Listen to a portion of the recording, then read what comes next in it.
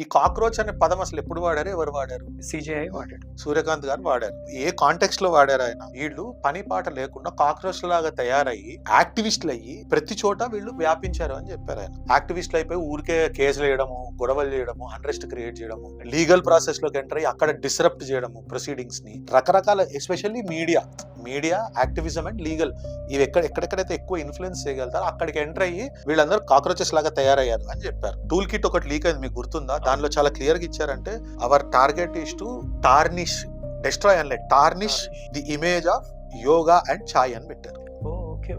Bhopal gas ప్రమాదం జరిగినప్పుడు Rajiv Gandhi resign చేశాడా? 1960లో వార్ ఓడిపోయారు కదా చైనా తోటి, దానికి అకౌంటబిలిటీ యాక్సెప్ట్ చేస్తూ నెహ్రూ రిజైన్ చేశాడా?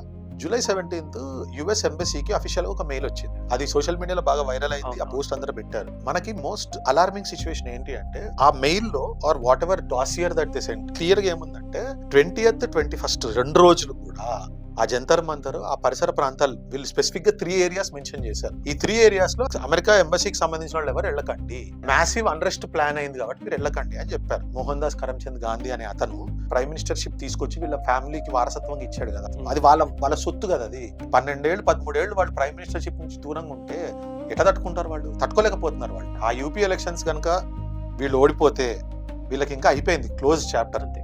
కాబట్టి Ram Mandir issue, this is all psychological offs being played. నీ ఇష్టం వచ్చిన డబ్బులు ఖర్చు పెట్టుకుంటా అంటే ఎట్లా కుదరదు కదా.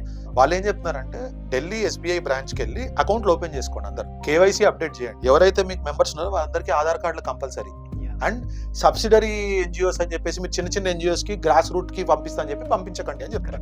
ఎందుకు అంటే maximum number of terrorist activities కానీ కన్వర్జన్ మాఫియాస్ కానీ ఈ గ్రౌండ్ లెవెల్లోనే వాళ్ళు చేస్తున్నారు. కాబట్టి దేశం మంచి కోసం అని చెప్పేసి చెయ్యొద్దు అని చెప్పారు.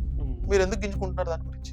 మళ్ళీ మిలేనియల్స్ అని, జెన్జీ అని మనల్ని డివైడ్ చేస్తున్నారు. వాళ్ళు వీళ్ళిది మీరిది కరెక్ట్, మీరు వాళ్ళతో ఏం, ఎందుకంటే వాళ్ళ మైండ్ సెట్ వేరు, వాళ్ళ థాట్ ప్రాసెస్ వేరు, మీరు వేరు అని చెప్పి రకరకాలుగా మెనిపులేట్ చేసి మనల్ని విడగొడుతున్నారు. సో మీరు ఈ కనెక్ట్ అంతా చూసుకుంటే ఈ అబ్యూజివ్ లాంగ్వేజ్, ఈ ప్రొటెస్ట్లు, దీని వెనకాల ఫారెన్ సపోర్ట్, లోపల ఎవరెవరు దాన్ని ఎండార్స్ చేస్తున్నారో మీరు చూసుకుంటే ఇట్ ఈస్ ఆల్ లింక్.